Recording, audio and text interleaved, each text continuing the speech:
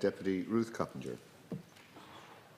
Thanks, Chair. Well, I just want to start off by alluding to the meeting of pro-choice doctors that took place in Limerick last night that was harassed and hounded and had to change venue. Just the Savoy Hotel in Limerick apparently has a boycott campaign being waged against it. And I just wanted to put in the Dáil record that's not the hotel where the meeting took place. So if the anti-choice people could stop boycotting it.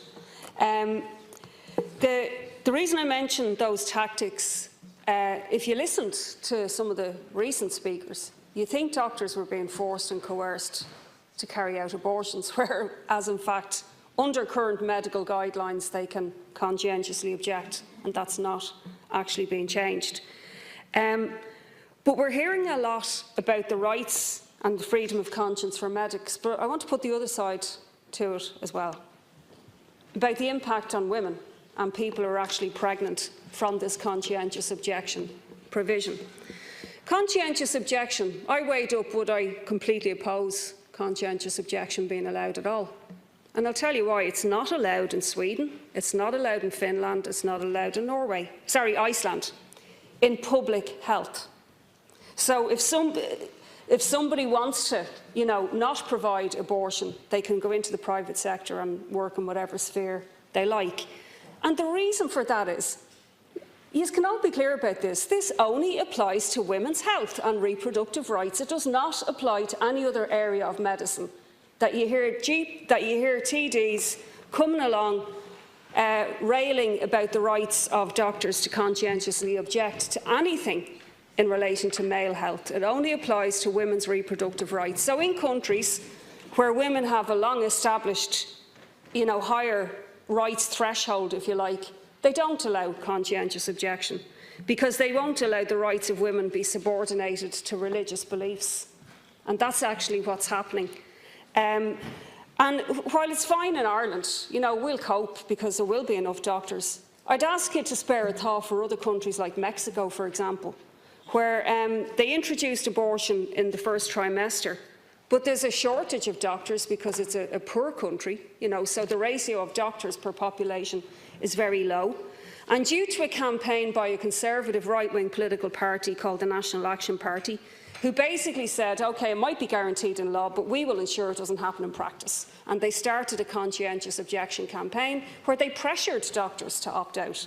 And that also happens, and it happens in Italy.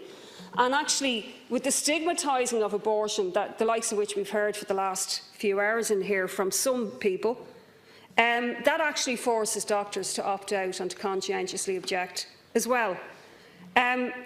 So I just wanted to make those points because in Italy, parts of Italy, there's been such a campaign by right-wing forces that there's whole swathes of the country where it's very difficult for women who need it to access abortion, and some of them are travelling to other countries.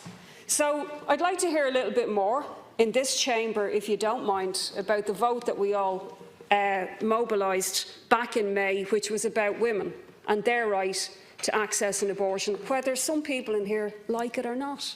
It was about the individual's decision and it was about their choice. And I just also want to say we've heard talk of a showdown with doctors that we're going to have. We had this situation with contraception. There was a GP near us for a long time in Blanchardstown, well known, would not provide contraception to women who needed it. So the idea that suddenly doctors are going to be forced, they're not going to be forced.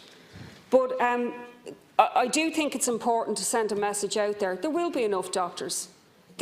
What you're hearing in here is not representative.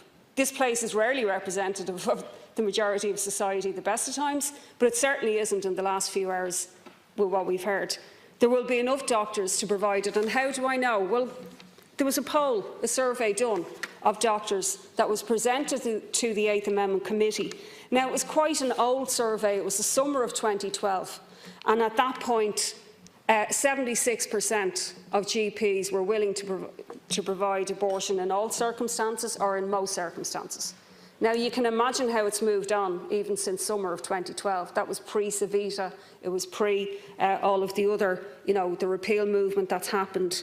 And I think it's really important, obviously the Minister isn't here just now, people are finding out now that they're pregnant. They're in their bedrooms, they're in their bathrooms, they're faced with a crisis pregnancy. You may not like, or some of the people in here may not like their decision, but we have voted to change the law to allow them to make that decision. And they better have access to services in January like they were given the impression that they would. And can we stop the delay of that happening? So the Minister has to ensure that the necessary training takes place, that doctors feel that they're well trained enough to provide this, that the ultrasound facilities that are needed, they're not needed in every surgery, but they are needed in various locations, and the 24-hour phone line as well. And just on Deputy Fitzpatrick asked, why can't we ask doctors to opt in? No, we did not vote for that. We did not vote to stigmatise abortion and to say it's something strange outside of normal healthcare. The discussion was very clearly on healthcare as a right for women. And for that reason, we must absolutely ensure that we don't have an opt-in. And can you imagine, with the harassment that we see already and that we've seen in hospitals, what would happen to the doctors who opted in? They would be absolutely hounded by some of the people who we've heard from here tonight. And it would be quite dangerous for them to opt in, and that's why we should not go down that road. If doctors want to opt out, that's fine, they can do so, but we shouldn't have a list of doctors who are opting in as an exception, and I think that's really important.